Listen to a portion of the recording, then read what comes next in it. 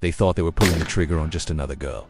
3 shots. Quick, cold practice. They had no idea who she was, and Lord, they had even less of a clue who her mother was. And that's where their little routine blew up right in their faces. You know what I mean?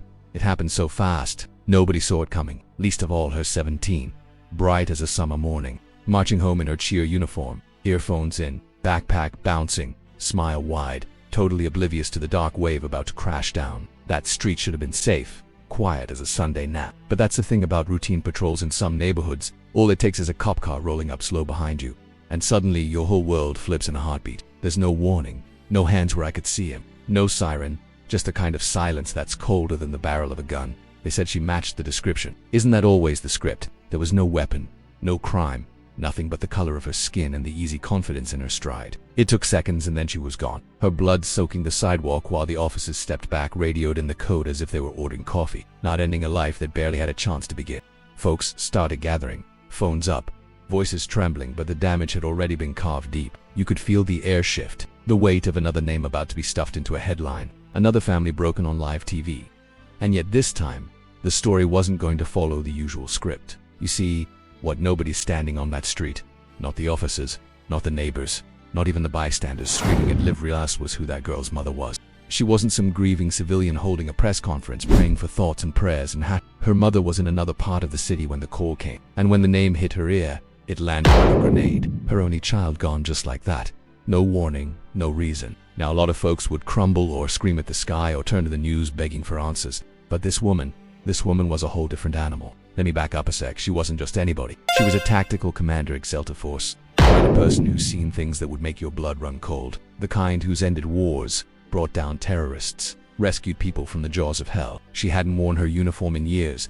It sat folded in a trunk at the back of her closet, surrounded by medals and old field reports no civilian eyes had ever seen. She never thought she'd have to open it again. But grief isn't rational, and when they pulled the trigger on her daughter, they didn't just steal a life. They woke up something you can't train for, something the police department had no idea how to contain. So, while the city did what it always does, placed the officers on administrative leave, released a bland statement about pending investigation and let the media spin their tailies about tragic misunderstandings, she moved like a shadow, not with hashtags or candles, but with cold strategy and the kind of precision that doesn't make headlines. She got on the phone not to talk to reporters, but to people who don't have names on public records. 2 doors that don't have numbers. 2 command centers that don't officially exist. And while the department pretended everything was by the book, she was gathering her own kind of evidence, pulling the thread on every loose end, pressing every contact she'd ever made. You ever seen a chess master flip the board when they know the game's rigged? That's what she did. Within 48 hours, things started slipping. Body cam footage that had gone missing showed up on a federal server. Background checks started leaking to the press. The official story began to crack.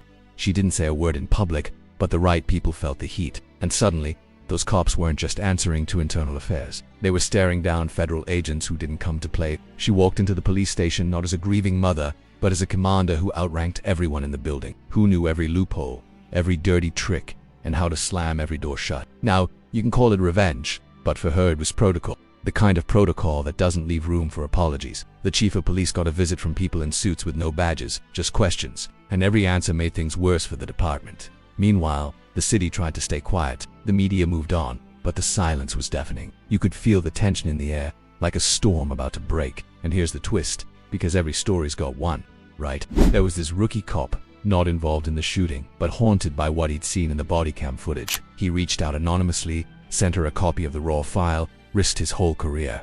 In that footage, you saw it all. Her daughter walking, earbuds in, turning surprise, flickering in her eyes. 3 shots, no warning. The officers stepping back like they just swatted a bug. No threats, no crime, just a girl and 3 men.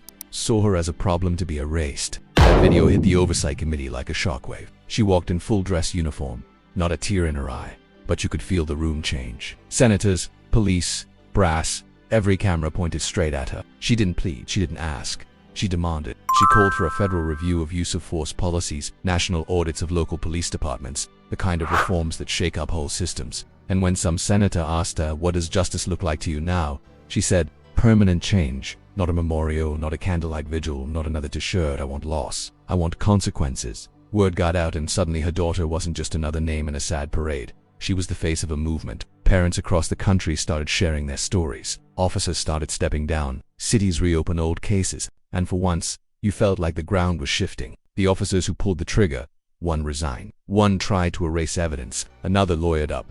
But the system that always protected them started to crumble one crack at a time.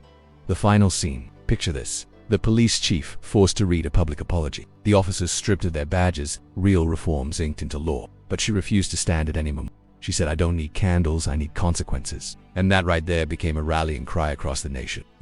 Her daughter's face lifted high, not as a symbol of tragedy, but as the moment of the cycle finally broke, the list of names stopped growing because one mother refused to let her pain be swept under the rug. But here's what I want to know, and maybe you do too. Does real change ever happen without outside pressure, without the federal government or even the military stepping in? Can a system this broken fix itself? Or does it take someone breaking all the rules to make justice real? Don't let silence be the only thing louder than a gunshot. Let's talk about what real justice actually means.